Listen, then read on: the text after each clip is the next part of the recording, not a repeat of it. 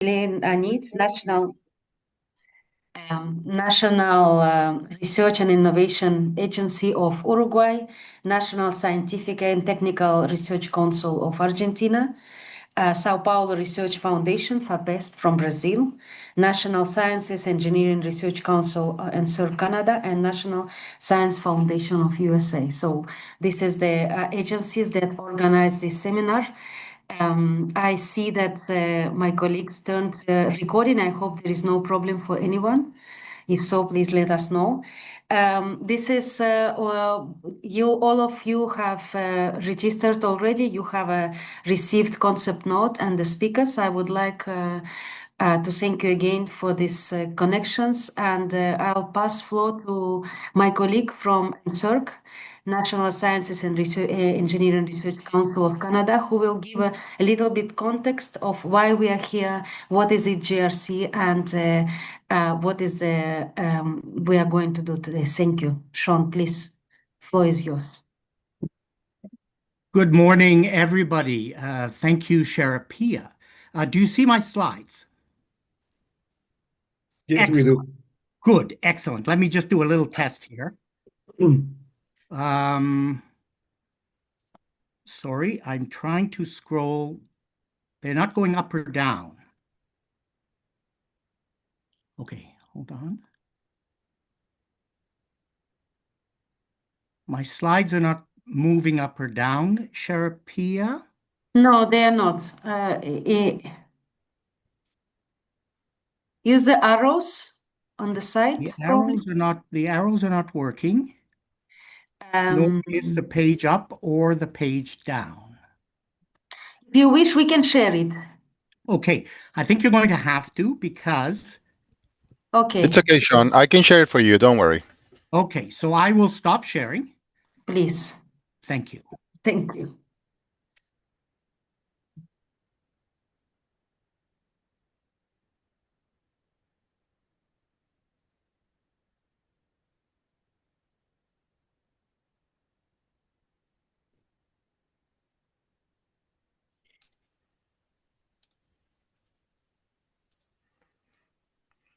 Is that okay? That is absolutely perfect. Great. So, excuse me. Good morning, everybody. My name is Sean Barron. I am policy advisor with the Natural Sciences and Engineering Research Council of Canada, NSERC. I am also a member of the executive support group of the Global Research Council. So it is my real pleasure to welcome you here all today, all of you here today, to this 5th year that we're doing the America's Scientific Seminars.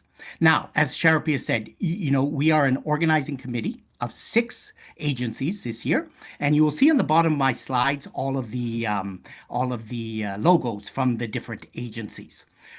So I'll start with a few words about the Global Research Council. The Global Research Council, the GRC, is a virtual organization dedicated to promote the sharing of data and best practices for high-quality collaboration among funding agencies worldwide. Our vision is that research and innovation play a leading role in providing the solutions that society needs to overcome the global and interconnected challenges of our time. Our mission is to work in partnership to create the conditions in which international research cooperation and collaboration can thrive. Next slide, please. So, the Global Research Council is organized into 5 regions, and you can see them there at the top of this slide. We've got the Americas region, so that's Latin America, Central America, and North America. Asia Pacific, Europe, Middle East and North Africa, and the Sub-Saharan region. In the Americas, the Global Research Council, the agencies of the Global Research Council in the Americas are well represented in the different governing bodies and committees of the GRC. So on the governing board, NSERC's president is chair of the governing board. Then we also have membership from CONICET and NSF, the NSF director. On the executive support group is myself. On our working groups, we have broad representation. We have broad representation on the EDI working group. On our responsible research assessment working group, my colleague, Sean McGurk, is co-chair. And on the multilateral engagement working group, our colleague, Sharapia Kakimova, is co-chair of that working group. Next slide, please. We've been working over the last 5 years in the Americas to organize these scientific seminars and to fulfill the GRC objectives and vision. We strive to create a forum that facilitates research collaboration, discuss topics of local or regional interest, and face global challenges with local or regional actions and perspectives. Now, I've put a list here of the last 5 years and each of the topics that we have covered. So you can see we kicked off in 2020, right? And I think we all remember that year. And that's when we started our series. And we started with the COVID-19 virtual seminars. And we shared our experiences and we shared our approaches. And at that time, as we all can remember, there was the rush for the development of the vaccine and so on. So this was the initiation of our series. We followed then in 2021. We looked at the health systems. We looked at research infrastructure and education. In 2022, we presented our instruments for international collaboration. And we at that meeting, and it was a very well-attended seminar, we had scientists that joined us, scientists who were interested in collaborating, and we presented our instruments also with them. 2023, we looked at international cooperation and on AI, and we looked at open science. Last year, research security, my colleague Sean McGurk presented on that for NSERC, and regulation and adaptation of AI. Next slide, please.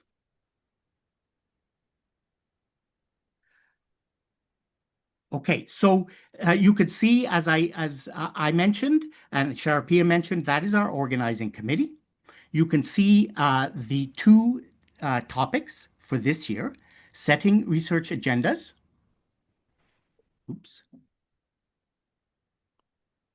Setting research agendas in the Americas, a way to ensure sustainability of research, and that's today's session. Then next week, we have a session, research evaluation practices, evaluation techniques, and evaluators. Next slide, please. So as I said earlier, the objective of the seminars is to align with the GRC objectives and vision, to strengthen research collaboration within the Americas, to build STI management capacity within the region, to discuss common principles and values, and to provide an opportunity to report and share collaborative experiences, and to bring our perspectives on the different topics.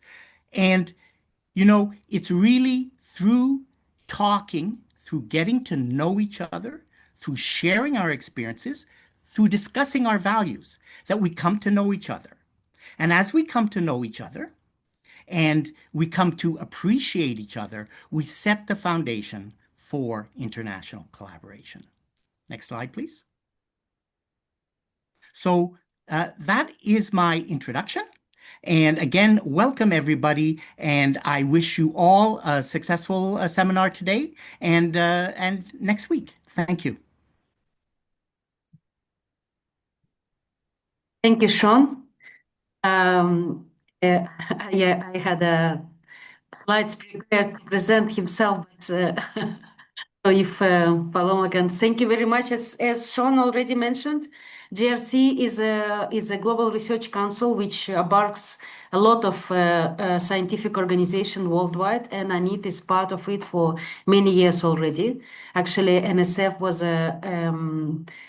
was part of the, sorry, that's, can you not share still? Yes. So that's NSF from Paloma, yes, please.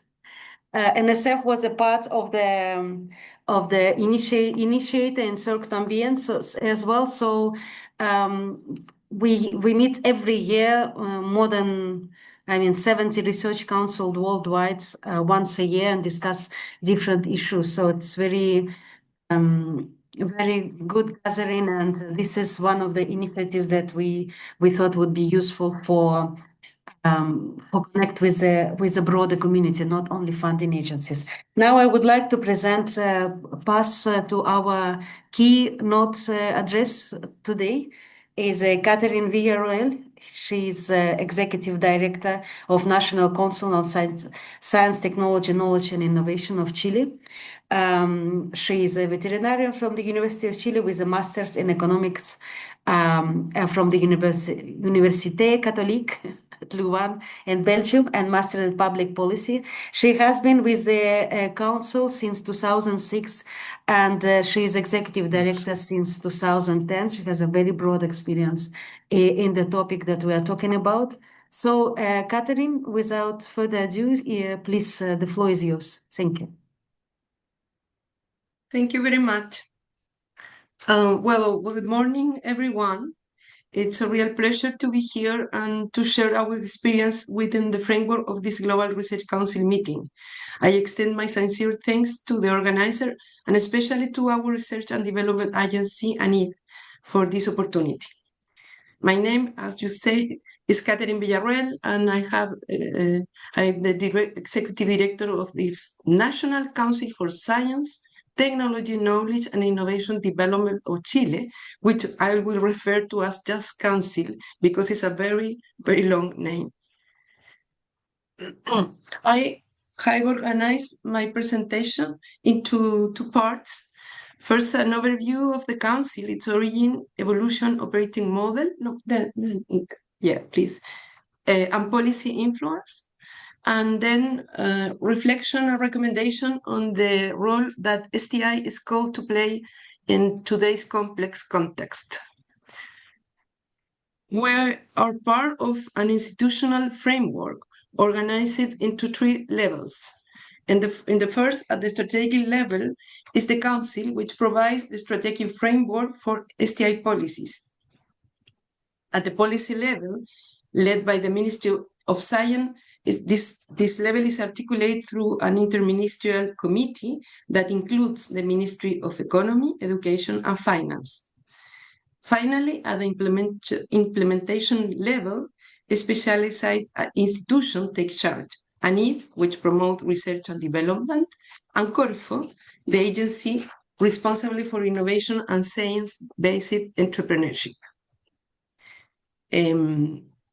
The existence of the Council is grounded in the need to sustain a long-term vision that transcends short government cycles, because, as you know, the contribution of knowledge requires persistency and accumulation over time.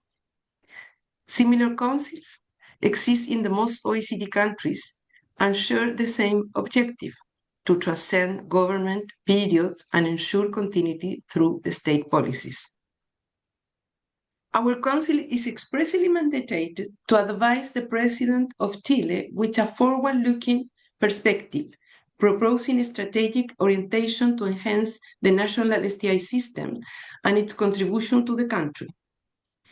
Its main output is the National Strategy for Science, Technology, Knowledge and Innovation, which is updated every 4 years and delivered to each President of Chile at the start of their term.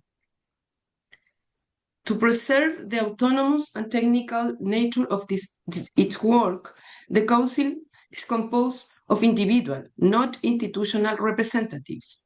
Individuals with a recognized trajectory across the various sectors of the STI ecosystem, diverse disciplines and regions of our country, with gender balance as a guiding principle. Members are renewed by hubs every 4 years to ensure a broad, independent perspective beyond the government in office. The Council is supported by a permanent executive secretariat, which I have had the honor of leading for several years. The elaboration of the national strategy is based on three main areas of work: foresight and anticipation, the analysis of our STI ecosystem, and the development of a specific orientation that complement, deepen, and accompany the strategic proposal. In the foresight area, we analyze and systematize international specialized reports that help us identify major global dynamic of change.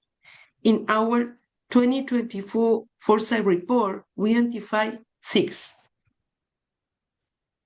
digital transition, planetary sustainability, inequality and intergenerational contract, geopolitical and economic fragmentation, food security and integrated health, and the crisis of democracy and global governance. With the support of the researchers, we then analyze the implication for Chile of each of these challenges, as well as their combined effect, and deepen this analysis through participatory process of scenario building. In this context, we aim to understand the role of STI as driver of sustainable development and social well-being. For that reason, we study the evolution of our STI ecosystem, its strength and weakness, through reports that systematize, analyze available information, summarize policy discussion, and are complemented by participatory exercise with ecosystem actors. The specific orientation allows us to deepen and support the adoption of the recommendation. Some of them focus on enhancing the STI system itself, such as the institutional and public policy framework for STI, the framework for research and center policy, for example, the development of technology transfer capability, and the connection between science and other systems of knowledge more recently. Others are aimed at translating STI's contribution into concrete national challenges, such as R&D and I agendas in mining, logistics, water sustainability, resilience to natural disaster, among many others, or the promotion of the natural capital approach, which seeks to recognize nature's contribution to the economy and requires robust knowledge for its proper implementation.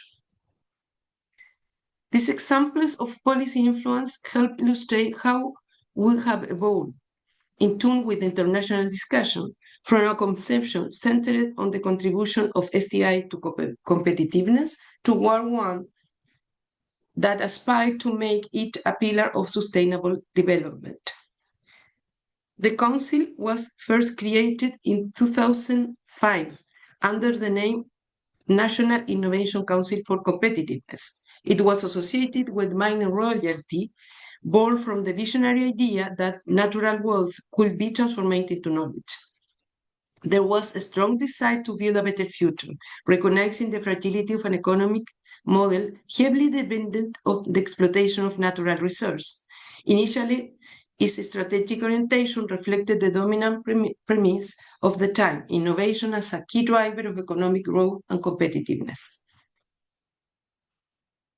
Later, an inflection occurred in this approach, as innovation came to be understood for us as a permanent human capacity for adaptation to change, made increasingly evident by the rapid pace of scientific and technological advancement.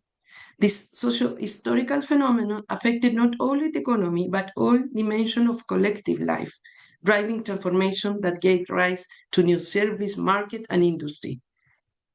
In 2014, it was renamed the National Council for Innovation, now for Development, signaling a renewed commitment that extended beyond the economic sphere to encompass the social and environmental dimension of progress, seeking to address the complexity of contemporary development challenges. This guideline proposes alliances and partnered a pathway to address national challenges embed STI across state institutions, and tackle sectoral issues collaboratively. Finally, in 2022, with the establishment of the Ministry of Science, the Council was relaunched as the National Council for Science, Technology, Knowledge and Innovation for Development, reflecting a comprehensive vision of knowledge as a foundation for sustainable and inclusive growth. A core question still guides us.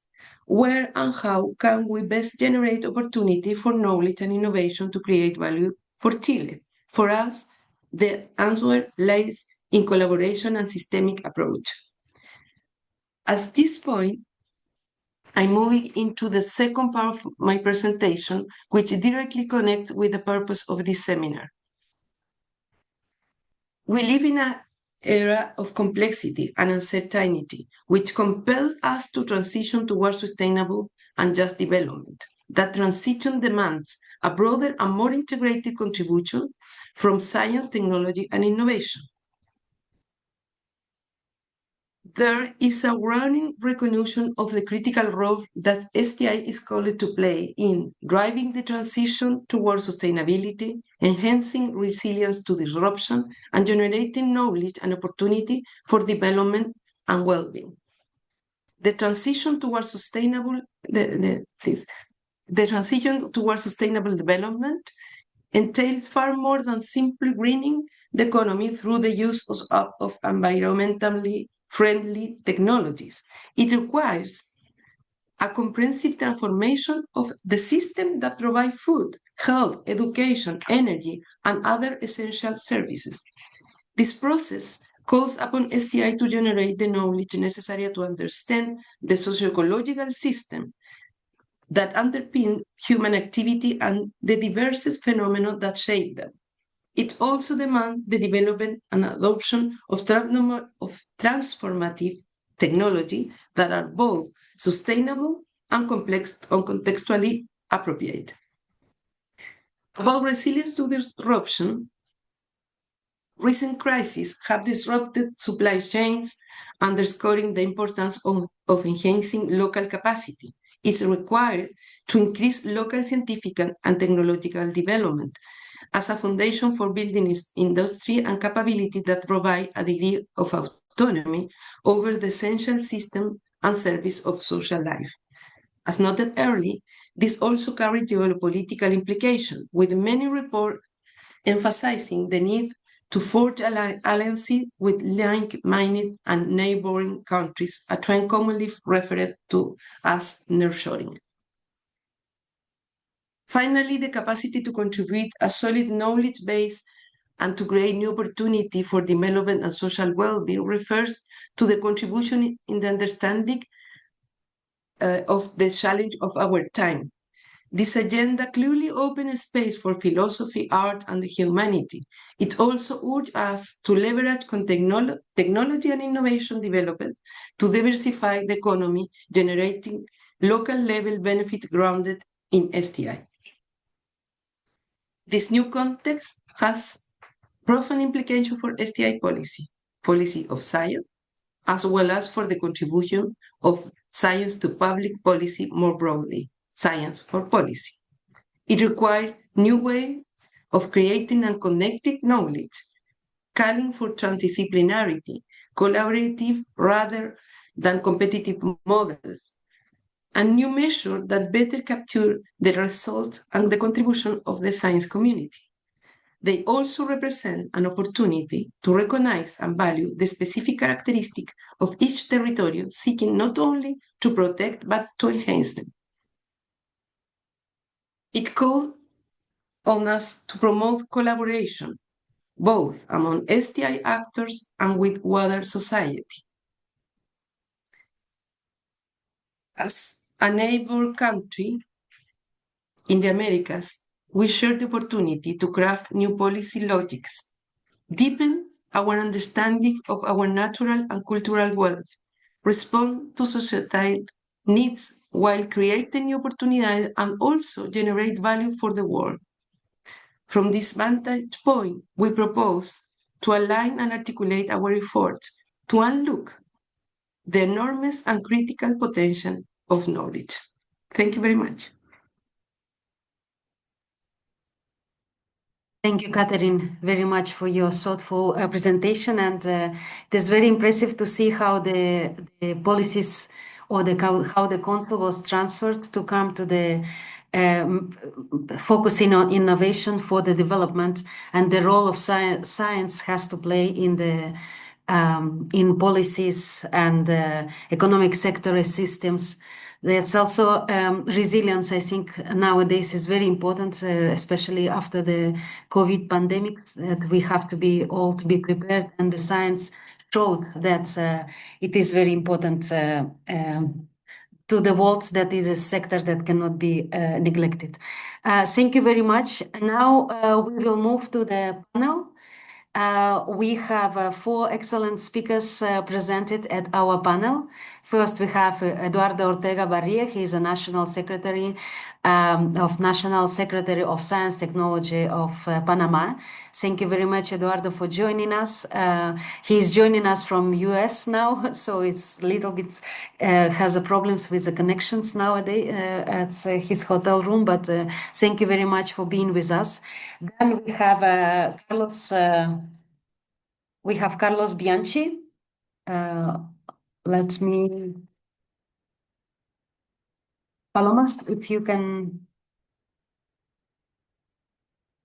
It's already if you're Oh, not sorry. slide, Yes, here we have Carlos Bianchi. He is a researcher from Universidad de la República Uruguay. He also been a member of the National Council for Innovation, Science and Technology of Uruguay. So he has can give us a context from the research perspective of the setting up research agenda.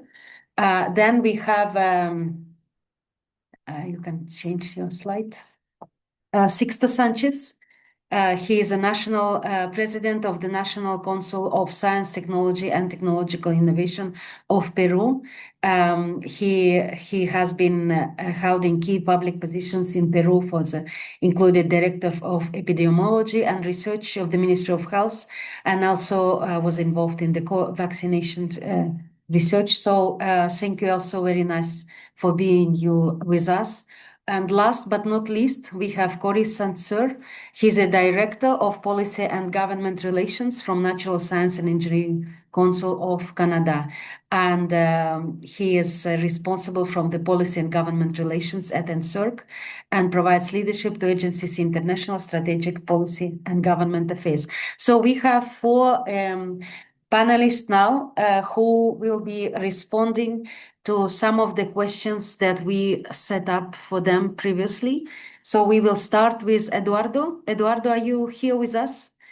So Yes, I am here. I can try to share myself, Professor Kamikova. Let me know if you see my slides.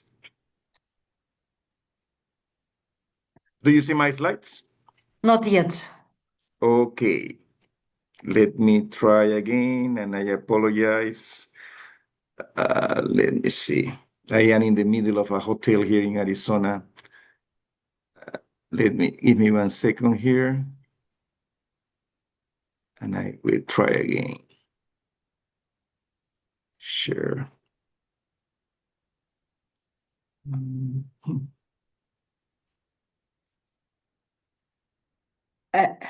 What about now?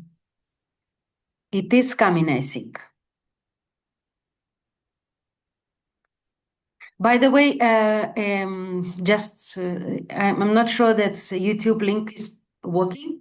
So just to the seminar is streamlined live on YouTube connection. So I see that it isn't working. Someone It isn't is working. Okay, yes, here. Now it's okay. Eduardo, we see your slides. Okay, perfect. Thank you very much. Yes. So please go ahead. Thank you, Professor Komikova. It went black. You see now? We see the first slide. Yeah. We have your slides, so we can probably share Yeah. it, and you can. Yeah, I think somebody is sharing my slide in the screen Okay. because I cannot handle them. So you can stop sharing, and my colleague Felipe will be doing so from Anit. Yep. Let me try to do that.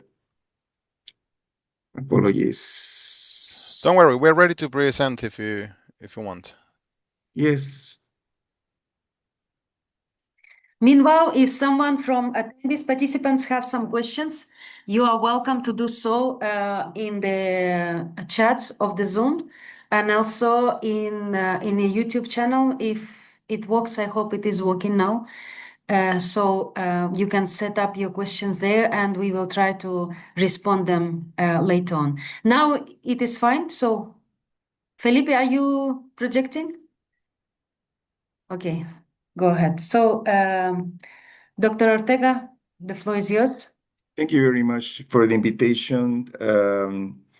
I will give over the next few minutes a short overview about the National Secretary of Science, Technology, and Innovation of Panama. If you give me the next slide, please. Let me give you first a short overview of the evolution of science in our country. I cannot see the slide, sorry.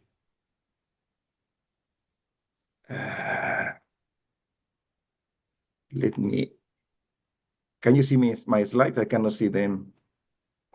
Yes, we do. We do Okay. see the slide. Where do we come from? Okay, thank you very much. Now I can see. Thank you. Sorry. If you go to the left side of the slide, you can see the short evolution of the science, technology, and innovation in Panama. And I think that it's a little bit different to how science has evolved in most of the Latin American countries. Science in Panama at the beginning of the 20th century was strongly related to the presence of the scientific institution of the United States. And you can see on top of the left side in 1910, the arrival into Panama of the Smithsonian Tropical Research Institute. It was the first organized scientific institution in the country.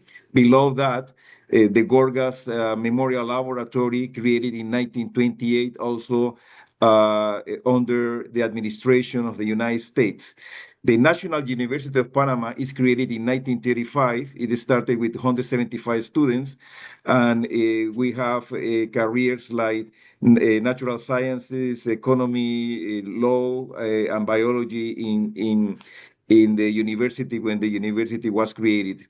The first real organized institution for research in Panama is called IDIAP. It's the National Institute for Agriculture. It was founded in 1975 outside the university. And science in Panama has evolved mostly in centers organized outside the public universities. The Technological University of Panama is created in 1981, and I think one paradigm change happens in 1985 when the Panamanian Association for Advancement of Science was created. APANAC basically gave origin to the National Secretary of Science and Technology in 1992, in the left middle side of the slide. And one significant change in the country was the creation of Ciudad del Saber, a city of knowledge. A city of knowledge was created in one of the largest military bases that the U.S. left in Panama after they exit the country in 1990. And between Senacit and I will say City of Knowledge, that catalyzed what you see in the right side of the slide, a tremendous increase in research and innovation centers. But one of the most significant characteristics of this evolution is that most of these centers were created outside the public universities of the country. I will talk about the modality that we have created to be able to work within these centers.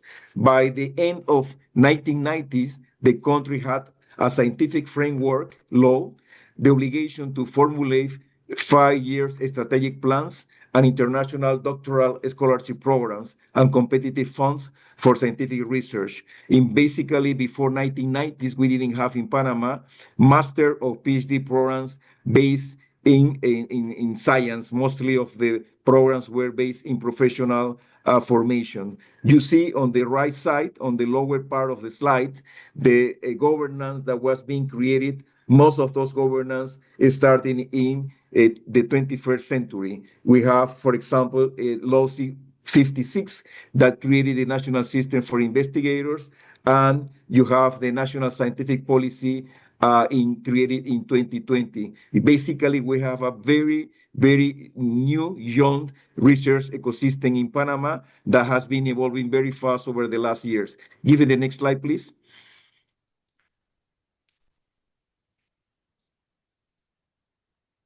Okay, this slide on the top shows the mission of CENACYT.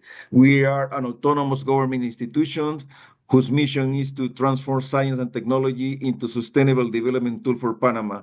We report into the presidency of Panama. We have a board of directors, and the board of directors is composed of 5 members. 2 of the members come from the cabinet of the president, and 3 of the members come from the private sector. Basically, if you go from the left to the side of the slide, I am showing here what we do at CENACYT. In the left side, we have a very robust scholarship program. If you are accepted in one of the 300 top universities in the world, using the Shanghai standards, we will pay for your master degrees and your PhD studies if you are aligned with the priorities of the National Plan for a Strategic Plan for Science, Technology, and Innovation. Once you finish your PhD program, we bring you into Panama, and we pay your salary 100% 1 year, 75% 1 year, and 50% 1 year, while the institutions, public, private, or academics, prepare to create the position to keep you in doing research. We have been creating over the last few years local programs in Panama. We have 2 PhD programs research-based, and we have 14 master degree programs research-based. We have a mobility program, international mobility program, where universities, research centers can send professional researchers or students abroad for 3 to 6 months to any country in the world that is aligned with the strategic plan for the country. We fund research. We also fund equipment and infrastructure. And over the last few years, in collaboration with the Chilean ecosystem, we have been creating regional centers for research in the territories. In the middle, we have an educational program from K to 12, where we work with the Minister of Education for teaching science, chemistry, physics, aerospace, robotics, and artificial intelligence. And on the right side, in blue, we have a national research system, what we basically copy from the Mexican CONACYT, where we provide financial incentive to scientists, for the scientists to keep working fully in research. This program is based in merits. We have 3 categories. You are evaluated every 3 years, and if you don't accomplish the key points or the standards, then you can be promoted or you exit the national research system. We have a business innovation program where we work with the private system in pre-seed, seeds, and escalation projects. It's important for you to know that more than 95% of the funding of the National System for Research and Innovation comes from the public sector. Give the next slide, please. Okay, this is the intramural research ecosystem that we have created in Panama over the last few years. They have an innovative mechanism of governance. It's called public interest associations, and these organizations, research centers, and innovation centers, even though they are funded by the government, they work as private organizations. They have a board of directors. The board of directors is composed by members of the public, private, and academic sector. Most of the members of the board are from the private sector, and the national secretary, in this case, myself, I am the president of the board of all these centers. On top, in the middle of the circle on top, We have INDICASAT. This is the most important biotechnology, biomedicine, and biodiversity center in the country, have the highest concentration of scientists and have the highest rate of scientific publications. All the directors of the centers are recruited internationally. They are selected by a board, and they could be Panamanians or they could be foreigners that are appointed by the centers. INDICASAT, for example, is directed by a Japanese American scientist. On the right side, CIEPS is the International Center for Social Policy, and they work in public policy and political social sciences, and the director is in Spanish. COIBA AIP. COIBA is the largest unpopulated island in Latin America, and we work there, biodiversity, marine ecology, and conservation. The director is a Panamanian. Below, INDICATIC is the National Center for Technology and Information, Communication and Information Technology, and the director is a French, and they work in artificial intelligence and cybersecurity. CPAC in green is a Center for Agriculture Under Control Environment. They work in vertical farming, and the director is a Mexican. National Center of Metrology for all the standards of measurements and to ensure traceability and measurement is directed by a Panamanian. On the left side, the Regional Center for Vaccines and Innovation in Pharmaceuticals is directed by a Panamanian, and they work in research and development for monoclonals, biopharmaceuticals, and vaccines. Then we have the Center for Education, Research in Education, and the director is a Venezuelan. On top, Georgia Tech works in logistic and innovation research and logistic performance, and the director is a Panamanian. And then we have InfoPlazas that work in digital alphabetization, digital gap reduction, and access to information. We have close to 440 of these centers across the countries in rural areas, and they will support the strategy for artificial intelligence. If you give me the next slide, please. These are the areas where we work. Very briefly, what you are already here: communication and information technologies, education, metrology, vaccines and monoclonals, agrosciences, biodiversity, biotechnology and biomedicine, conservation, social and political sciences, marine biology, logistics, and drug discovery. And in the next slide, I will share with you the process of how we develop our national strategic plan for science, technology, and innovation. Okay, what you see in the screen is the process of establishing the National Science, Technology, and Innovation Plan for 2025 to 2029. This is a plan that we review every 5 years. We are in the sixth version of the plan. The first thing that we do is we organize through the plan, developing goals into a portfolio of missions-oriented programs that we call PECTIS, strategic plans for science and technology. These missions span health and life sciences, agro-innovation and climate resilience, digital and artificial intelligence capabilities, bioeconomy, and enabling technologies such as semiconductors. SENACID implement this strategy through open competitive calls, independent peer review, and conflict of interest safeguards. We pair project funding with shared infrastructures and human capital pipelines so that grants lead to capabilities and capabilities lead to impact. This model rests on 3 Bs: plan, participate, and project. In the case of plan, we begin with missions that are explicitly mapped to national priorities and sustainable development goals. Every call is tied to expected outcomes and measurable indicators, from scientific quality and reproducibility to uptake in policy practice or markets. We manage the portfolio to avoid drift, deliverable allocation across national missions, global challenge interfaces, and high-risk frontiers.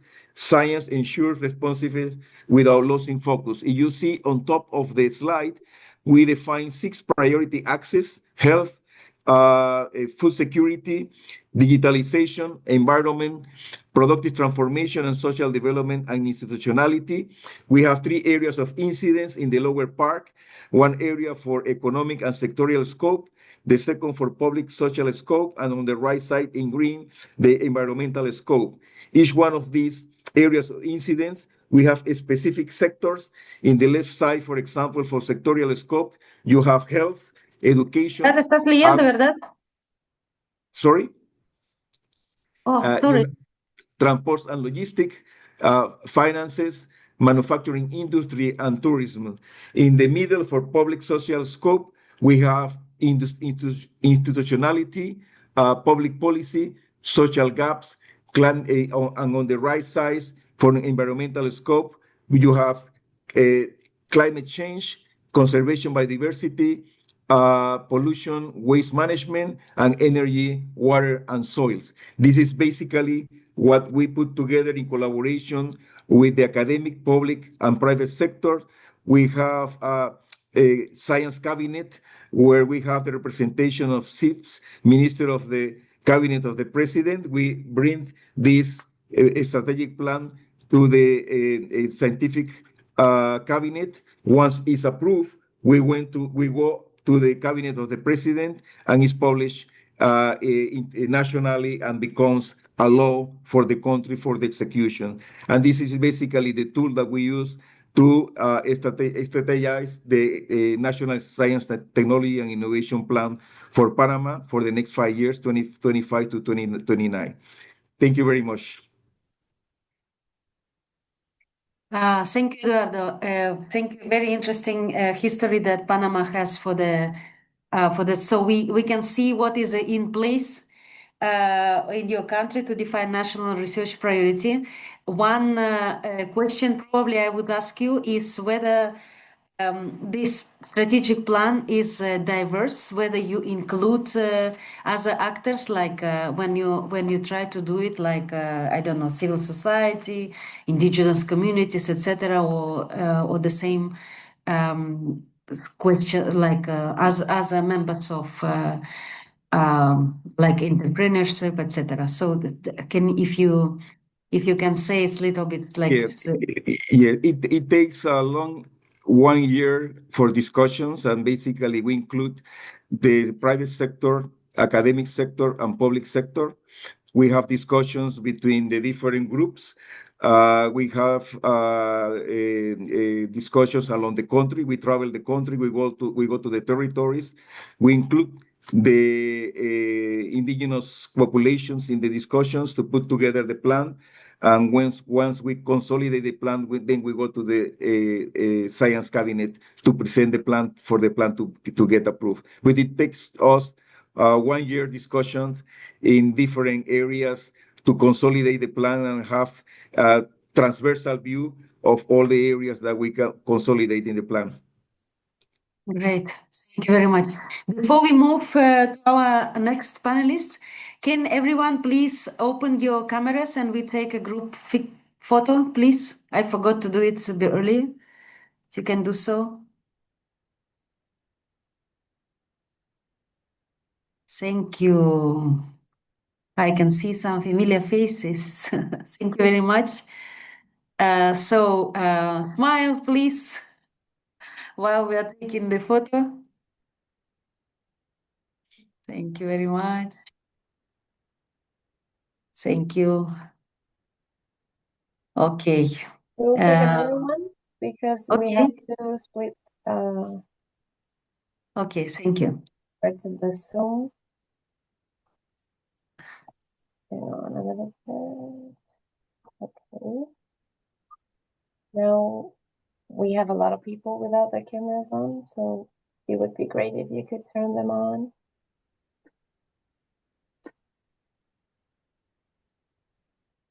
Okay.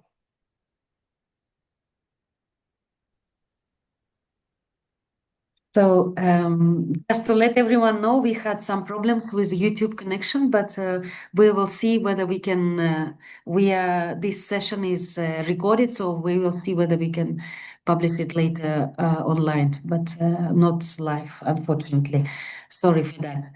Carlos, the first question for you is also related with the mechanism currently in place in Uruguay to define national research priority and whether this mechanism is involve some other actors apart from the academia and public sector.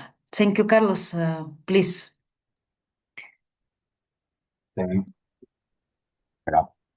Sorry for the pronunciation of your name. Sharapia is right.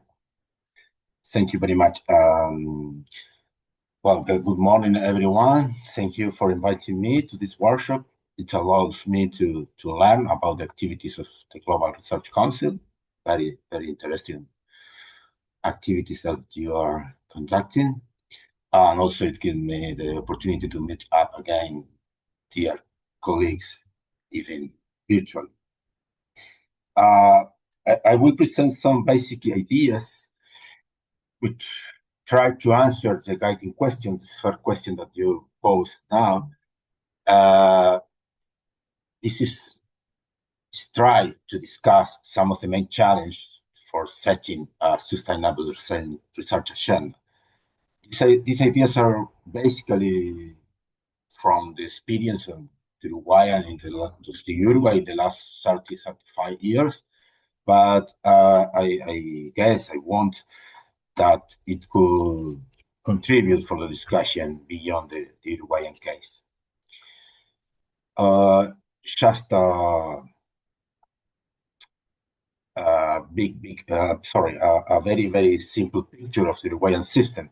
The Uruguayan system, the research system in Uruguay has grown steadily, albeit slowly, not without conflicts, but without the accumulation process since the restoration of the democracy in 1985.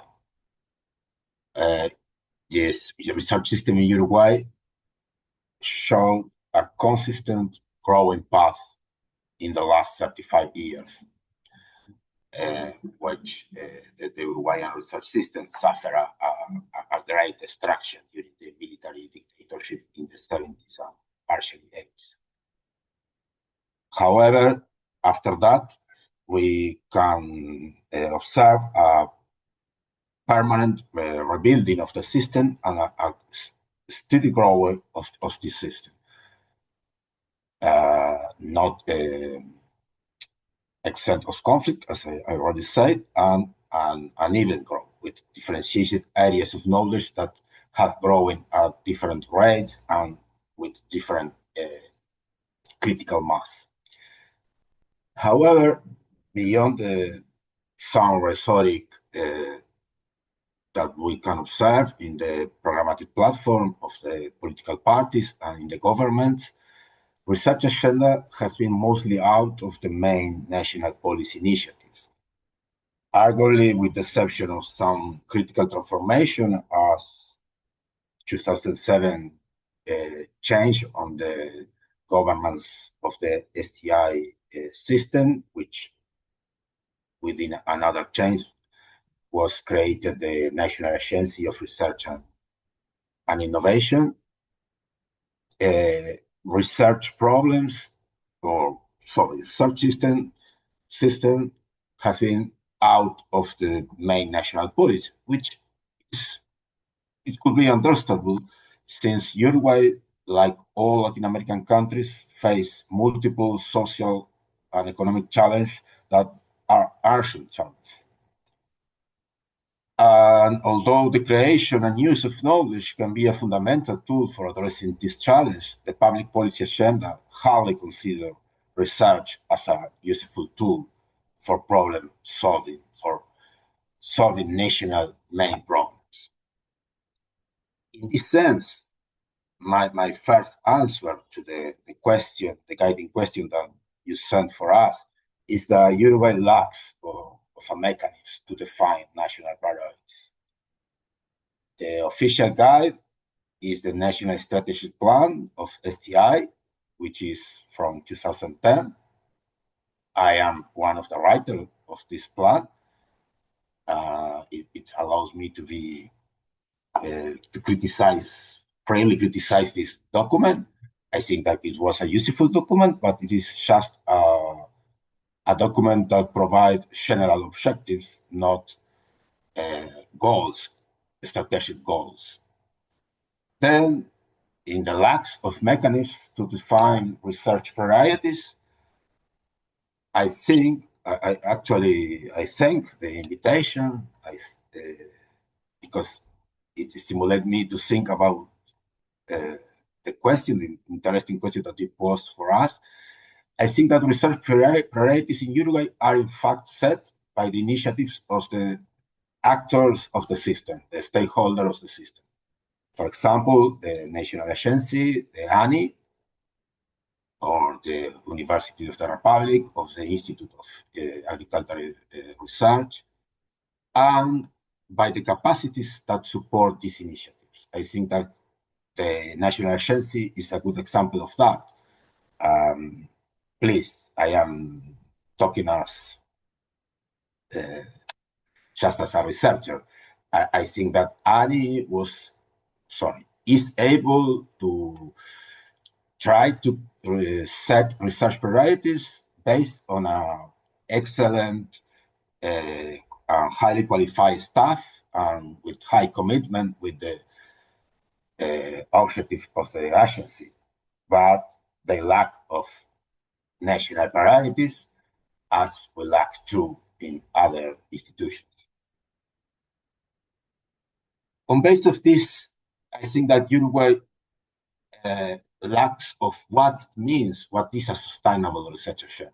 And actually, I think, and again, thanks to the stimulus to think about that, I think that we need, as a country, to work on this agreement, to build what could be a sustainable research agenda for Uruguay in our specific context, relatively rich context, a rich country in Latin America, stable democracy without dramatic change in their governmental periods, but with a very, very small system. We are demographically a teeny country, an Asian population, and we face particular challenge. Some we share with other countries, like Eduardo presented before, Panama. We have already the opportunity to exchange ideas. I think that Panama and Uruguay share some of the most relevant challenges, but also we have difference. In particular, I think that demographic, in the case of Uruguay, is a critical difference. Well, this is a critical view on the system of Uruguay. However, the system is working. It's relatively working well with the problems that research systems usually face in developing countries. I believe that the stakeholder or agent, as I mentioned before, the national agency, the University of the Republic, other universities, INEA, have developed funding and support models to sustain research efforts in critical areas. An example of that can be seen sectoral funds of the ANI, the national agency, the programs of UDELAR, the University of the Republic, that we call agenda oriental, for example, stimulated research to lead with social inclusion or energy challenge, territorial research agenda that the technical university have recently developed a very interesting program. This is a sort of bottom-up building way of the research agenda, in my view. And I think that the key aspect, the crucial aspect that make this program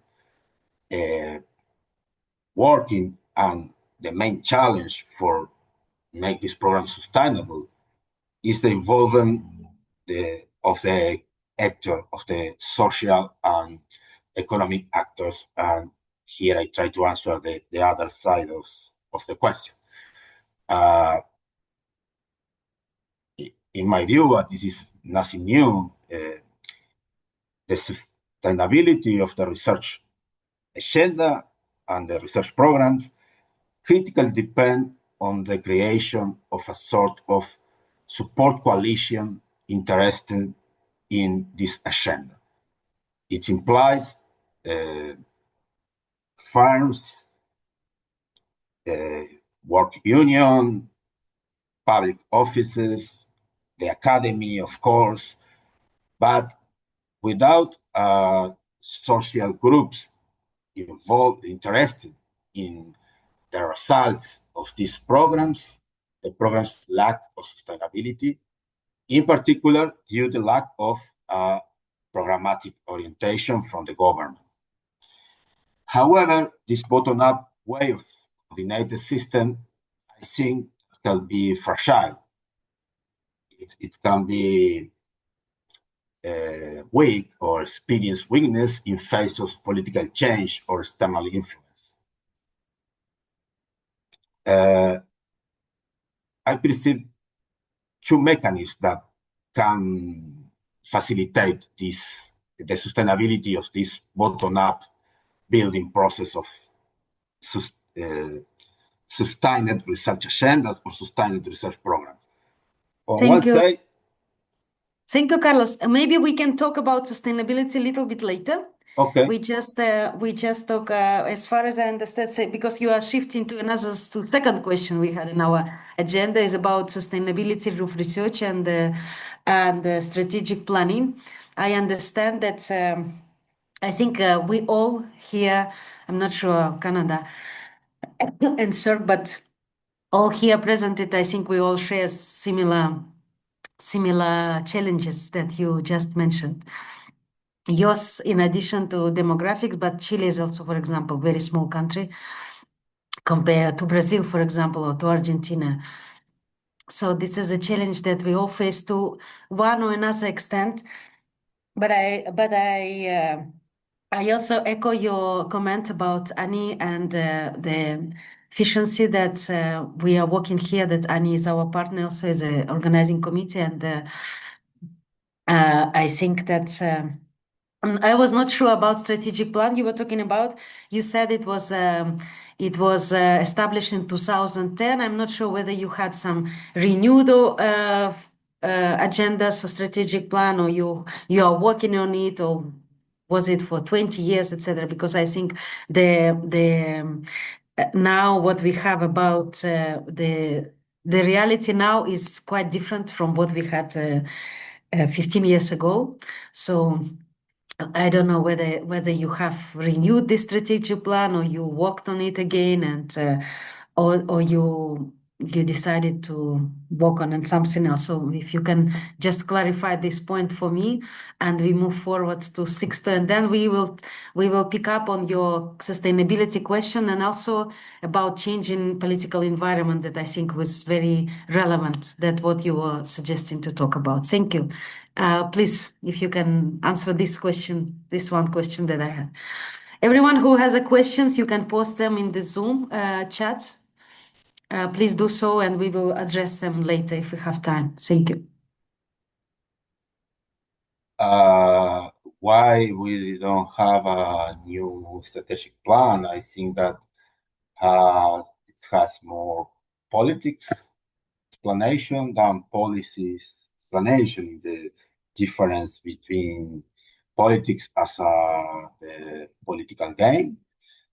We lack of leadership, with a strategic leadership in the last government since 2015 or 10, which aim to elaborate a programmatic guide. We have a strong stakeholder that also have some difficulty to build agreement. Then I think that we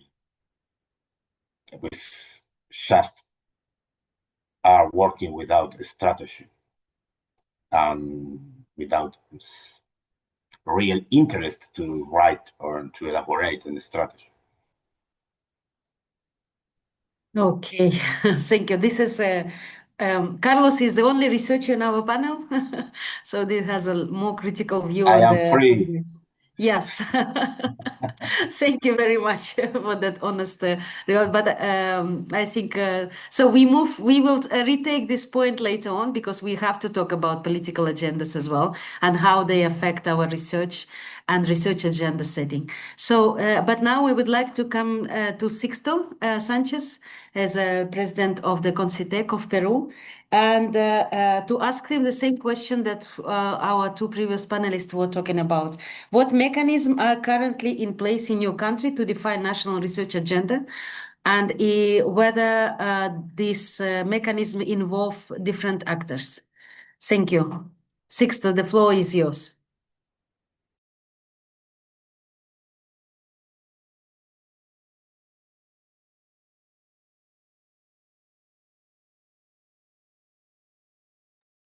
So we see your presentation, but not in presentation format. And we don't hear you. Sixto?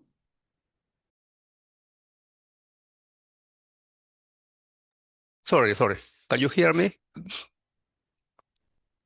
Now, yes. Okay. Just to explain you how we are organized in Peru. This is the National System of Science, Technology, and Innovation. We call it SINACTI.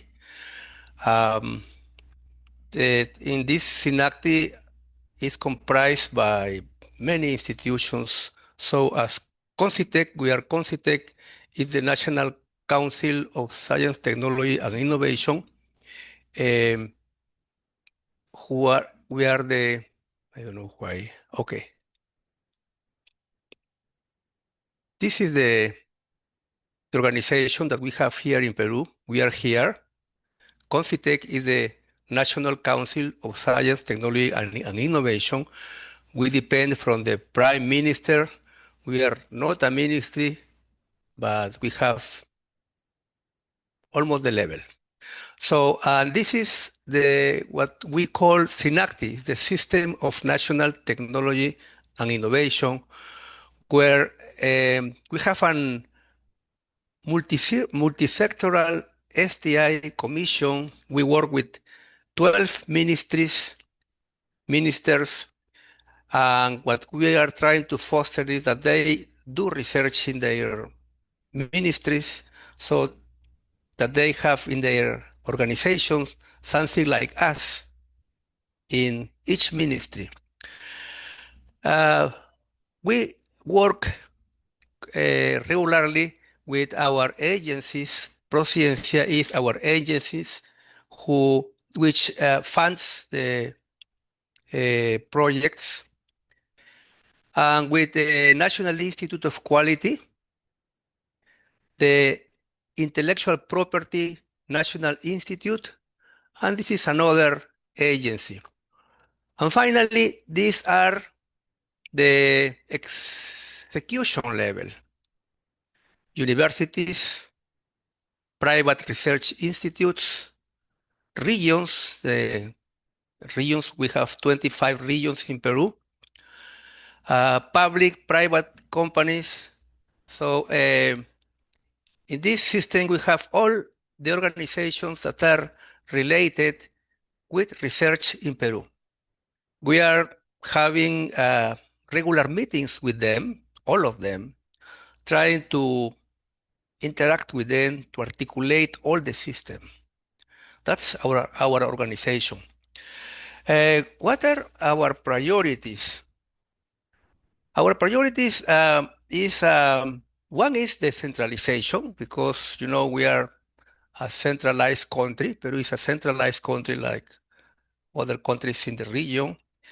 So that is one of our main interests. So we are going to many regions in Peru. Even we were in Tacna, close to Chile, and we did a bi-regional and bi-national forum there. So talking about the problems that we have in common with Arica, that is the north part of Chile. So each region has their own problems, their own agenda, so we are helping them to identify the priorities that they have to recognize, to identify. Many regions, as you know, they have indigenous population and they have many problems. And as I say, when there is a problem, there is a solution. And one of the solutions is research, technology. The other priority is integrity. As many countries in the last 2 years, they have had problems with integrity, papers, fake papers. So we are working a lot with integrity. So we are creating a direction in Concitec, a direction of integrity with their own personnel, their own governance, regulations. Then another priority is the articulation between the university, the businesses, the companies, trying to articulate them because we have a problem with this articulation. In general, universities with businesses or companies, they don't see each other like partners. So we are trying hard, trying to strengthen that one. We have had a meeting in last month with all the vice rectors of the universities in Peru, and the next meeting will be with the companies. And finally, we are going to make them talk each other, companies with the universities, to find common points to talk. How do we have to do the technology transference between the academy and the businesses? Another thing that we are doing is to strengthen the research, the public research institutions. We have 13 national public research institutes. So we are trying to make them work together because to avoid duplication, because sometimes they do almost the same, they perfectly can fit to do things together.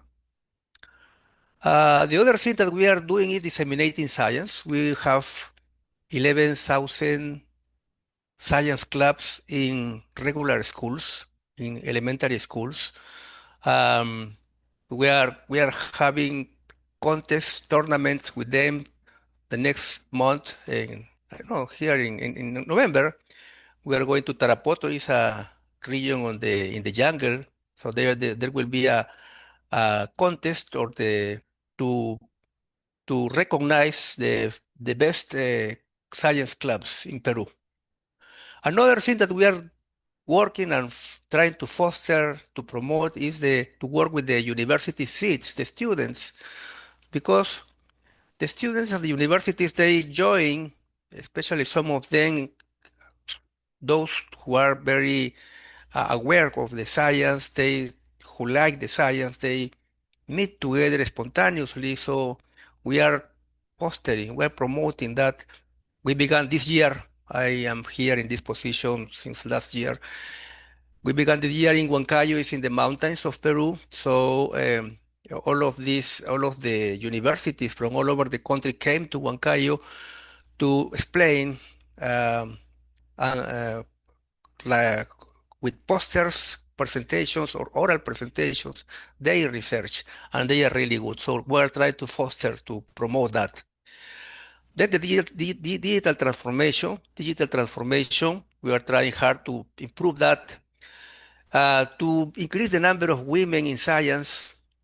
We have 32% of the registered scientific in Peru are women, so our goal is to have 50% of them be women. Then we are giving incentives to the companies especially to medium income companies here, to give them tax incentives so they can produce, they can generate more research.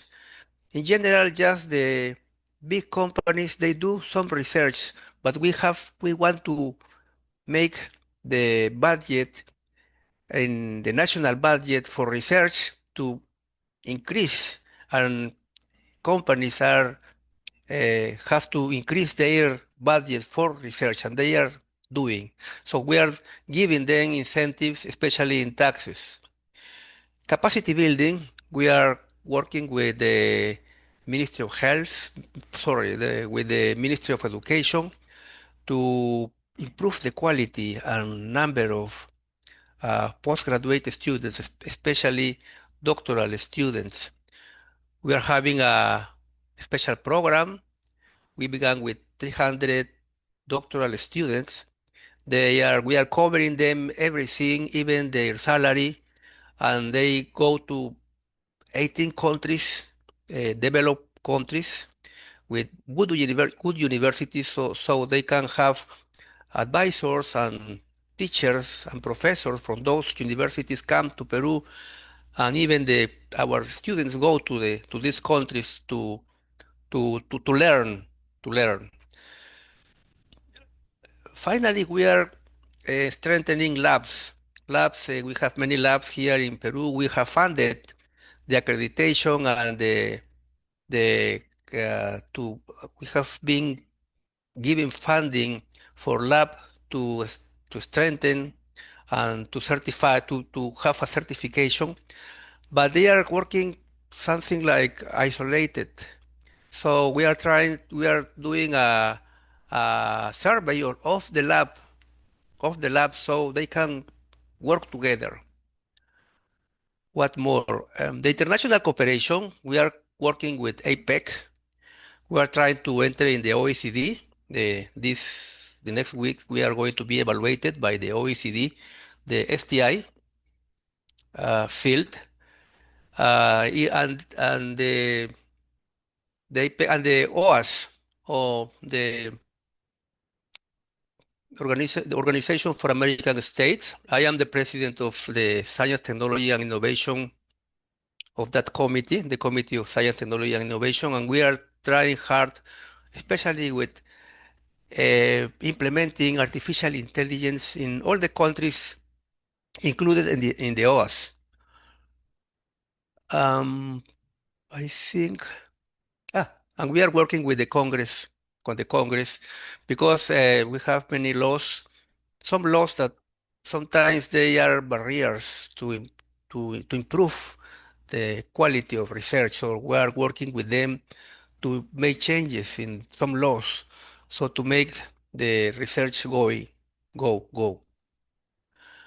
I think that's all. Maybe I can answer some questions after that. Thank you. Thank you very much. I love that you mentioned the regional focus as well, that you go to the regions, you do these science clubs in also out of the Lima, for example. That's very good. In line what we are doing here in Chile too. We have several instruments to promote regional incorporation to the STI system, so that there are more regional researchers also, and also about women also. I love this part as well. So thank you for that. I don't have specific questions for you now, but we will talk about it later. I know that you touched upon international cooperation that you are doing in Peru, so this is also was one of our topics. So we wanted to discuss. I'm not sure we have time for that, but we will see how it goes on. Last but not least, I would like to invite Cory from the National Sciences Engineering Research Council of Canada to talk about the same like mechanism currently involved, establishing and aligning national research agenda in Canada, how it works. I know you have prepared some slides, so please, the floor is yours. Okay, perfect. Thank you, Sharapia. Could you hear me, and could you see my slides okay? Yes, everything is good sound. Okay, great. Thank you. Good morning, and thank you so much. I want to thank you, Sharapia, and the organizers of the session today. In my brief remarks, what I'll do is I'll just give a quick overview of NSERC, how we set our research agenda, and also our approach to international collaborations.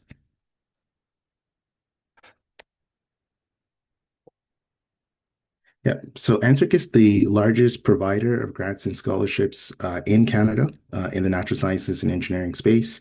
We invest over 70% of Canada's top researchers in the area of natural sciences and engineering, and we fund well over 33,000 students and postdoctoral fellows each year. It's our view that this investment fuels discovery, talent development, and industry collaboration. And we feel as though that as an enabler, a convener, and a promoter of discovery and innovation, NSERC helps to forge those invaluable links between researchers and key partners in the private, public, and not-for-profit sectors. Our grants and scholarships really help to create Canada's future research leaders and help to spark industry collaborations that drive economic growth. In terms of setting our research agenda, approximately about 70% of our budget is earmarked for discovery-based research. So this is really designed to help generate world firsts in knowledge and expand the frontiers of science. But about 30% of our budget is earmarked for more targeted initiatives with the aim of making breakthroughs for Canada's economy, its society, and the environment. Specifically, the strategic or targeted research areas are really defined by a range of activities. So these can include our Prime Minister's mandate letter, which is what the Prime Minister will produce at the start of a new mandate. And this outlines both the government's key goals, priorities, and policy directions for each of the ministers and their respective portfolios. We also have a speech from the throne, which the government lays out their agenda and their priorities for the upcoming session of Parliament. One of the critical pieces that really helps to define our research agenda is our annual federal budget. The next budget is going to be produced November 4th, and this really determines not only the financial resources that are available to federal departments and agencies to enable them to plan and deliver programs and services, but it also sets up the framework for the government's priorities and agenda for the next fiscal year. In Canada, we're also guided by geopolitical strategies. And so whereas the earlier strategies that I talked about may talk about the what we want to focus on, the geopolitical strategies get into the who, right? And so we will have strategies either at the regional level, sometimes strategy at the country level. And so this gives an indication to both departments and agencies as to who we should be engaging with and who the government will provide additional funds to engage moving forward. Something else that also informs us is our science-based departments. So the government has a range of science departments that conduct science in areas such as environmental sciences, climate change, natural resources, fisheries and oceans, and so forth. Each of those departments develop science strategies and develop their own priorities. And so as an organization, NSERC has to find a way, how do we help to advance the priorities of those government departments? One of the ones that's becoming quite prevalent and newer for us to be engaged in is the area of defense. And so our Department of Defense is doing a lot of work in terms of using research and development to advance Canadian sovereignty and security. And so there are questions now about how we can tap into some of that work. And then lastly, we also have national sectoral strategies. And so this is where the government, through its budget, from time to time will announce a new strategy on, for instance, artificial intelligence, or a new strategy on critical minerals, or one on quantum technologies. And so this also helps to guide some of our priority setting. And of course, this is underpinned by some key policy drivers, which I've heard from several of the speakers today: a commitment to research excellence, a commitment to open science, commitments to ensuring that we advance safe and secure research, and of course, equity, diversity, and inclusion. On this slide here, we just quickly highlighted our NSERC's approach to international collaborations. So we do this by building strategic bilateral and multilateral research partnerships. Generally, these are sort of top-down, topic-specific activities, but we also provide support for researcher-driven projects where the researchers themselves help to define the projects, help to define the theme, and they define who the collaborator is that they would work with. And so this is more of an open program. It's a newer program that we've brought in just for the last couple of years. We've seen a lot of success as a part of this program, the Alliance International. And then lastly, we also believe quite meaningfully to engage in global science policy dialogues. We feel as though that by participating in these dialogues, we can align our shared research agendas and ensure that science really informs world decision-making and on global challenges. And looking forward to the future, ANSWER recognizes the power of identifying shared objectives, values, and experiences and how research priorities are established, but also how to ensure the sustainability of research. And now more than ever, we are seeing it in Canada, and I would anticipate you're probably hearing it in your respective countries as well, that our governments and our society are really have an increased interest in how the research of today can positively impact the social, environmental, and the economic outcomes of tomorrow, both at home and abroad. And so we're certainly committed to a sustainable research agenda that upholds scientific excellence, but also continuing to ensure that scientific excellence contributes to the benefit of society. So thanks so much, and happy to be here and participate in this discussion today. Thank you very much, Corey. I very like your geopolitical strategy. Actually, mostly it's talks also what was Sixto was mentioning really is about regional priorities. I also see that defense research also is very quite interesting in research security that we are talking recently. We've been talking about it. Last year actually these seminars were one of the seminars were on research security. And that's the drivers you have also, I think they're common to all of us. I think that's open science, excellence, research security, equity, diversity. So this is hope we are all on the same page. I now would like to move to another question for all the panelists. You can jump whoever wants to start. And one of the questions that we would like to talk about, and also this is the question that were touched upon during GRC annual meetings with all of the heads of research council talking about it. It's what can governments and institutions protect continuity in research and give a sustainability of research in the changing political environment? So we know now the political environment is very turbulent. We have two major wars going on, and there are changes in political governments, in the parties who are leading this. So how do we, as a public research institutions, can do, and what can we, what measures can we take in order to somehow safeguard our research and safeguard our community, and to go ahead with science, technology, and innovation. So I don't know, Carlos already started talking about it. Maybe you want to continue to talk about this, and also it's related with research sustainability directly. Actually, Sixto, Eduardo, or Cory, please go ahead and comment. The floor is yours. Any panelists who wants to start to talking about it? Carlos, would you like to dig into a bit more about this, as you are the one who started this topic to talk about it? Thank you. Thank you.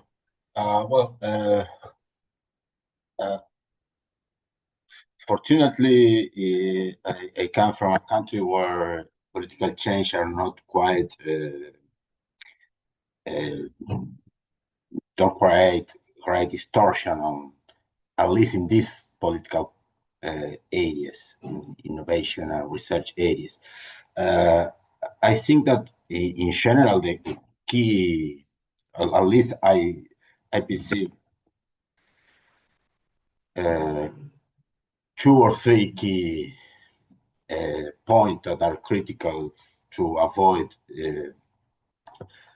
change, or in particular, what we call the learning on the accumulation process due to political change that unfortunately we are now observing in some close Latin American countries. I think that these points are first the involvement or the stakeholders, the actors.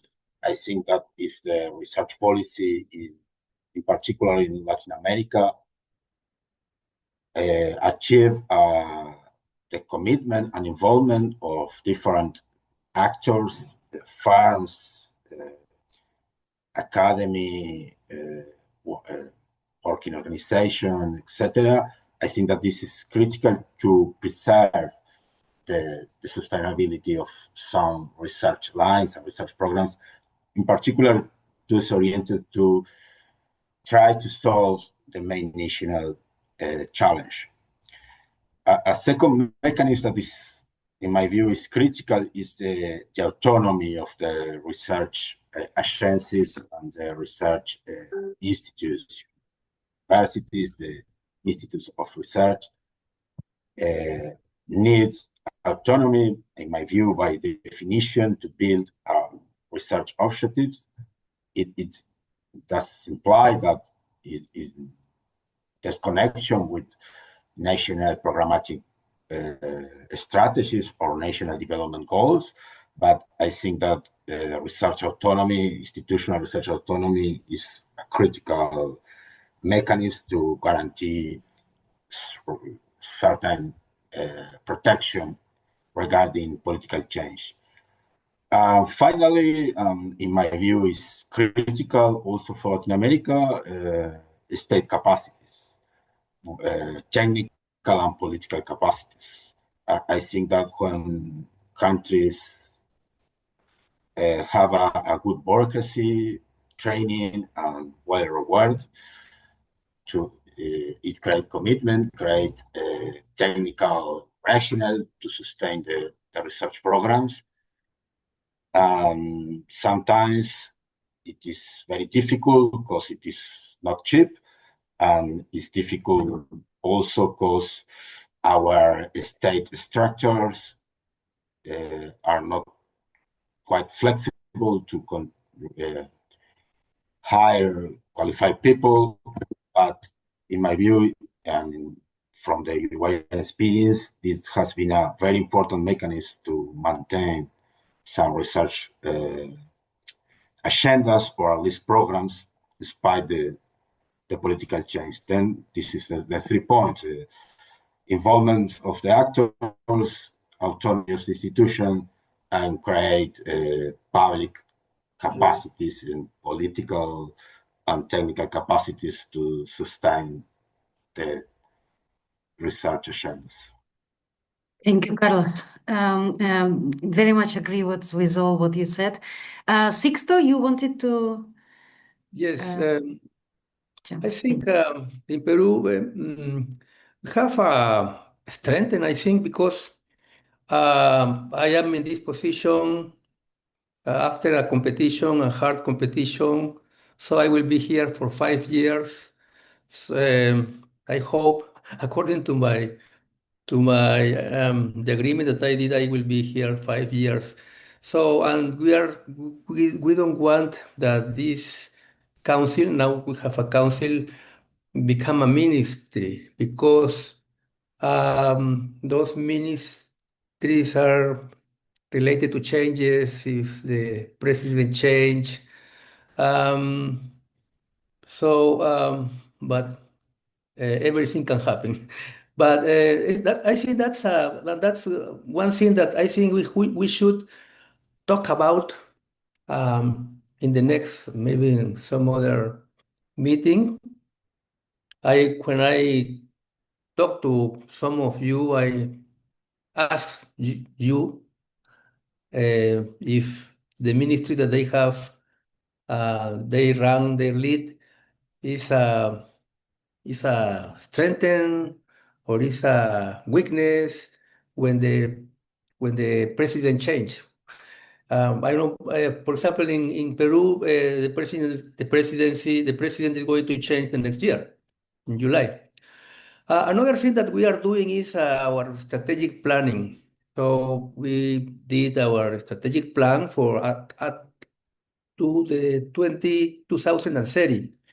And this strategic plan that is according with the new law of STI in Peru that came this year in July, and they will be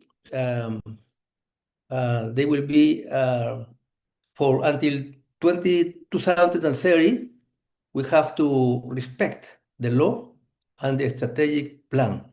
and that strategic plan is approved by the national planning institution. So in that way, I think it's more difficult that somebody can change the activity. So they have to do the same activities or maybe to improve them. The other thing is that we have is a multi-year budget.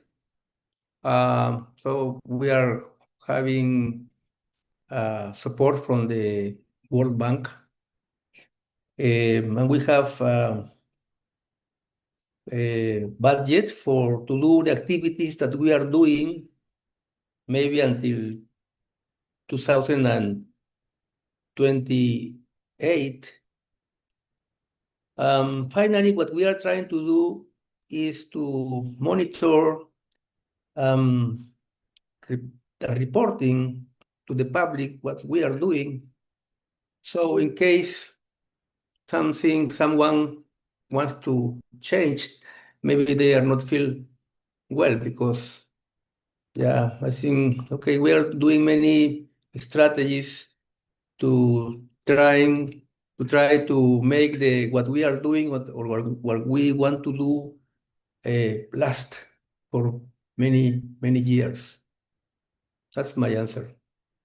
Thank you very much. I love that part about budget, that you have it secured till 2028. It's a great. But we can talk about it later. Hopefully, thanks to you and Dr. Ortega. Hopefully, you will go to our meeting at Montevideo next month, so we can talk about in person more about these issues that we were talking about. Eduardo, would you like to talk about this question as well? Then we have another, and then Cory, and then we have another question that Connie posted. Eduardo, are you here with us? I think he had problems with connection. So maybe Cory, do you want to jump in? Yeah, And then thanks. for Eduardo. Yeah, thanks, Arapia. Yeah, so you asked a really important and interesting question. I think for sure probably the best way to look at this is probably that we have to take a balanced approach. So for instance, at NSERC, like I mentioned, about 70% of our budget is really investigator driven. And so it's really the research community that's really defining those research questions, and only 30% of it is really strategic. And so this is sort of our attempt to ensure that there is a bit of a balance where the research community has the opportunity to advance key research questions, whereas we provide some funding to advance some key priorities nationally. Structurally, interesting, NSERC is regarded as a separate agency in Canada. So we're not really a full department as such. And we report to Parliament through the minister. So we don't report to the minister, we report through the minister. So that provides a bit of separation, as it were, in terms of our legal structure, in terms of how we exist within the country, and also is an attempt to try to depoliticize the scientific process. I think we also have to be aware that we're in a very resource-constrained environment, one where there is a number of priorities that are competing for public resources. And I think we can't take for granted the social license that society and decision makers will always want to invest in the same levels of science that they've done in the past. And so one of the things that we've tried to do is we've tried to engage strategically and regularly with society, so with the general public. We also engage with politicians across all the political parties. In Canada, there's something called the House of Commons Science and Research Committees, which is a parliamentary committee that comprises all of the represented parties in the parliament. We engage with them on a regular basis. And the purpose for that is really to demonstrate to them the value of research and the return on investment for research. And so the attempt here is, if you engage all political parties, if there's a shift, you would have done some of the early homework to ensure that they would have bought in. But the last thing I'd also mention is we try to enable our researchers by providing them with additional funds to engage in knowledge mobilization, so that when they produce their research, it's not just locked up in a paper, that they have a responsibility to share that research with the public, with the society, with the community, because what you're attempting to do is ensuring that you have a social license for this investments in research to move forward. And so that's just some of the ways in how we sort of handle this in Canada. Thank you. Thank you very much, Corey. I'm not sure that Eduardo is here with us. I think he is not. He had some problems, so if he connects later, we can ask him the same question. Now we have a question posted by Connie. Connie is co-organizer of the seminars from FAPESP, Sao Paulo Research Foundation. So the question goes the way: how do agencies align diverse agendas and priority within and between countries? Do these agendas affect strategic plans? I don't know. That's if someone. It's very much related to what we're talking about, but if also you can. And I see that Corey also mentioned in his presentation a little bit about international cooperation. So also maybe we can. This is somehow related with that question that we were talking about: international cooperation and influence. How can countries in the Americas coordinate their research agenda to strengthen their collective voice in global research governments, for example, also can be one of the questions related to that. So I don't know who wants to jump in. Start with Sixto, maybe. Okay. I think that's a good thing for us. We are trying to strengthen the international cooperation a lot. We have many invitations from many countries, so we have to prioritize what to do with each country because each country wants to do many things. So the other thing is that we are going to enter to the OECD, and the OECD is asking us many recommendations to follow. So we are trying, and I think that's very good for us. And our government, the current government is very aware of that, and they want us to. It's a priority. It's a national priority to be in the OECD. I know some of you are already in the OECD, not us, but we are in the process. So that's a good thing. The other thing is the APEC. The APEC gives us a lot of opportunities. We are included in many research groups, for example, in open science, in agriculture, in knowledge, indigenous knowledge. So agriculture, and the other thing is the OAS. We are working hard with them. As I said, we are assuming the presidency of that commission, and we are trying to foster the artificial intelligence. So I think the international cooperation is very good for us. Maybe we have to identify a plan or strategies to work with them because as I said, that we have many invitations, and I think you already have many invitations to work with, and it's very difficult because the time, the time and the people that in our office in our international cooperation office we don't have so many people, but we are contracting more people to do that because that's a priority for us too. And even this group that I am here with you, I think is very interesting because we can share what you are doing, and we learn. I am learning from you what you are doing. So that's very good for us.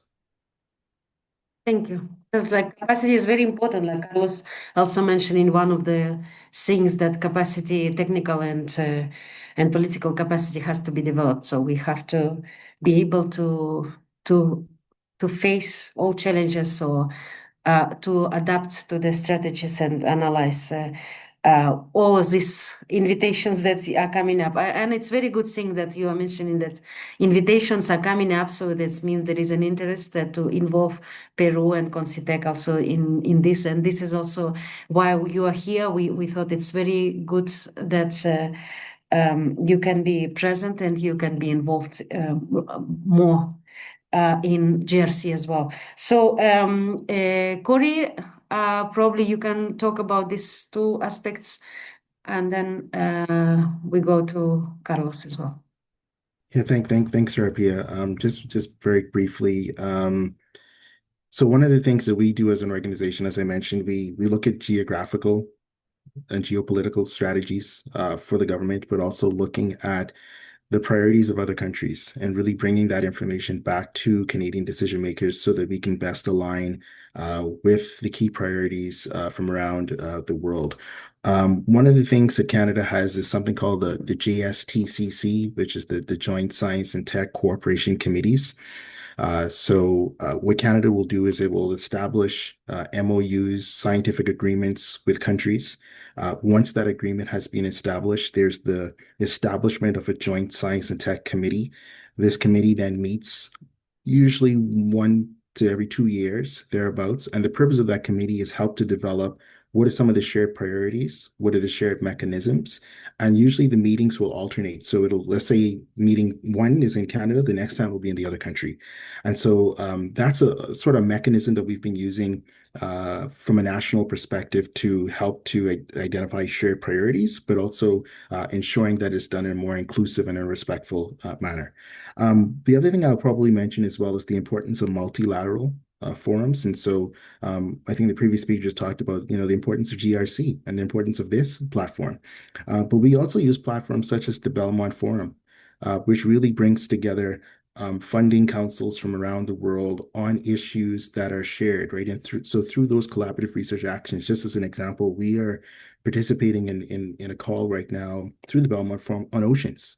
And oceans for us is super interesting because Canada is unique in that it's a Pacific country, is an Atlantic country, and it's also an Arctic country. We border 3 different oceans. And so right there, it's an opportunity for us to engage in shared priorities with key partners around the world. So just wanted to highlight the importance of those multilateral platforms as well. Thank you. Thank you very much. I think we also have here this, we call it National Commission. We call it it's a similar mechanism about joint science and technology agreements, cooperation agreements. So we also practice it with some countries as well on a regular basis, and this has the same structure. But so it is a shared mechanism that many countries probably have. So it's again, I love this geopolitical and Belmont Forum also. I think that's multilateral now is getting more and more. So I think it's very important to align our strategies. These multilateral platforms are very important as well. So, Carlos, would you like to say something about this?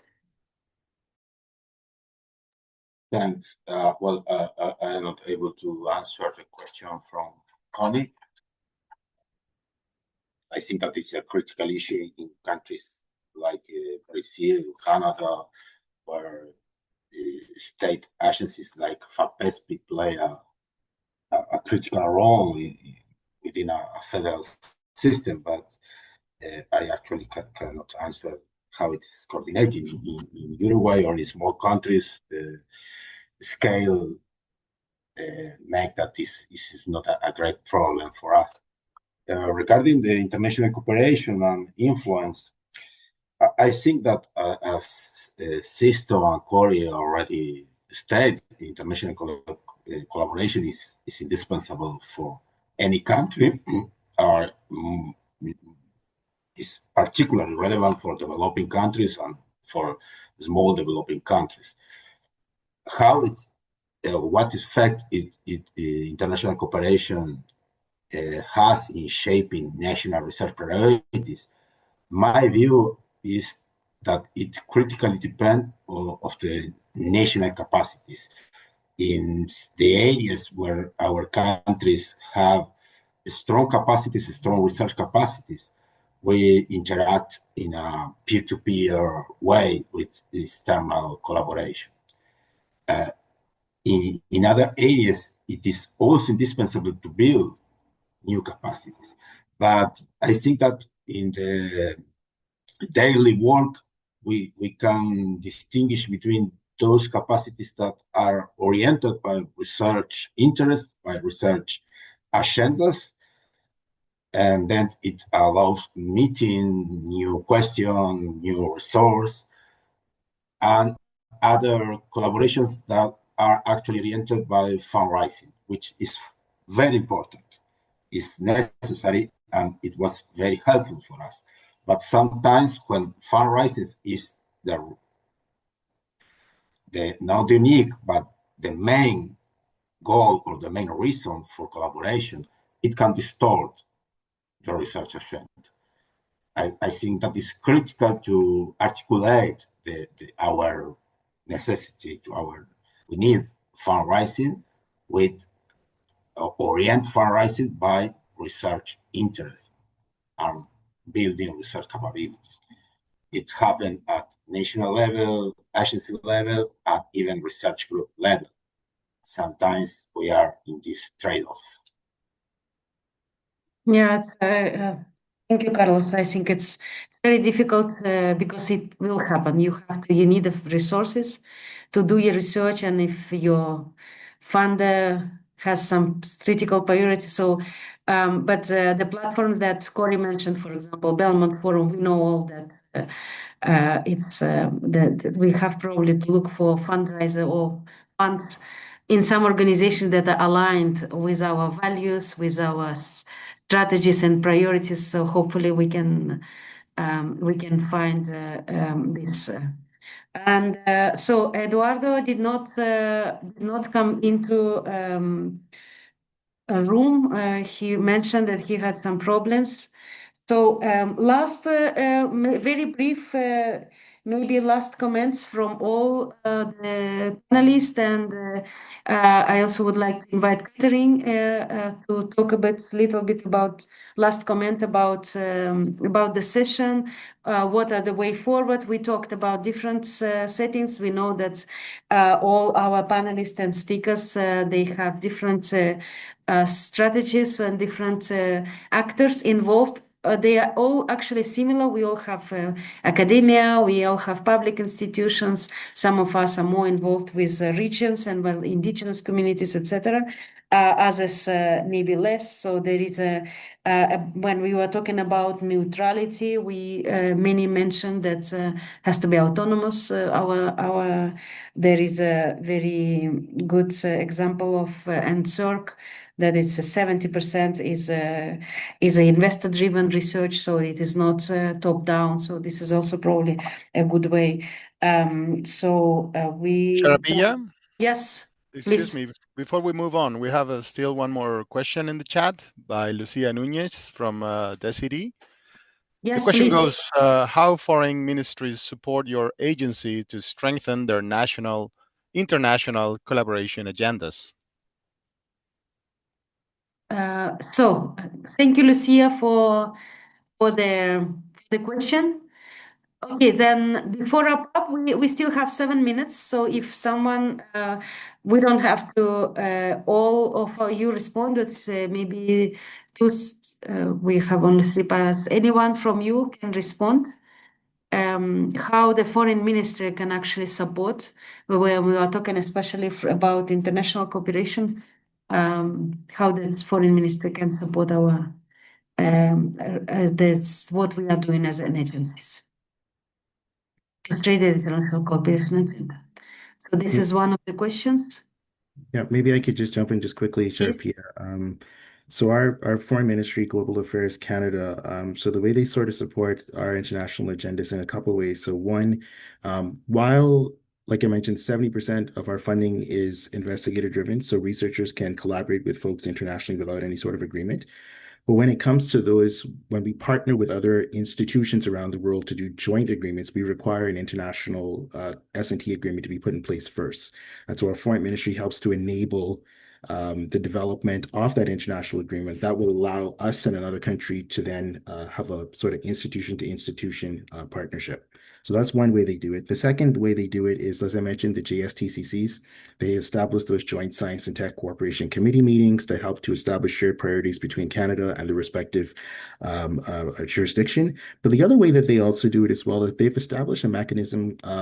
We have a committee in Canada, which is called the International Interdepartmental Network for Science and Technology. So what they do is they bring together all of Canada's science-based departments and agencies who are engaged in research, and we formulate together shared strategies. And so those of us who fund the research, but also our departments that are conducting research. And so it brings together both the folks who are doing research in academia with the research in governmental labs and try their best to export that to our international collaboration. So it's a really interesting sort of committee structure that's in place, but allows us to sort of take a whole of government approach to our international agenda moving forward. Thank you. I think maybe Catherine can also jump in here, because the Science Council in Chile is actually one of the important actors that probably also comes together to, I don't know if you want to say something. Yeah, thank you. It's a very interesting and necessary conversation. I think it's too much to comment. Just maybe we observe the presence of oriented research agenda for sustainability in all this example, all the countries. But think maybe the most difficult for us is, but we are looking always the contribution of STI to the economic, social, and environmental needs in our history. But the great challenge today is to understand them in an integrated way and address them by recognizing this multiple interaction. So that is no simple for our STI policies. And I think we are very element here to start this and enhance the action that are necessary for this transformation. Just this comment from me. Thank you very much. Really very interesting conversation. We are not hearing. You're muted. Thank you very much to everyone. I don't know if Sixto or Carlos would like to say some brief ending remarks as well, and Cory maybe too. And we go to the closing of the session. We have 3 minutes left. No, just thanks. Just thanks. Thank you. Sixto, you? About international cooperation? No, in general, for the seminar. So we are closing. Thanks for the invitation. I think this is a wonderful meeting to share many things that we are doing and you are doing. So for me, it's a very good learning. Was a very good learning session. So we hope to work more with us. Thank you very much. Cory, would you like to say some final remarks as well? Just to say thank you so much. I really enjoyed the conversation today. Sustainable research is important. We often like to say science and research has no borders and no boundaries. And so I think it demonstrates the power of us coming together as a collective to solve these challenges together, because we're certainly stronger together. So thanks so much for the opportunity to participate.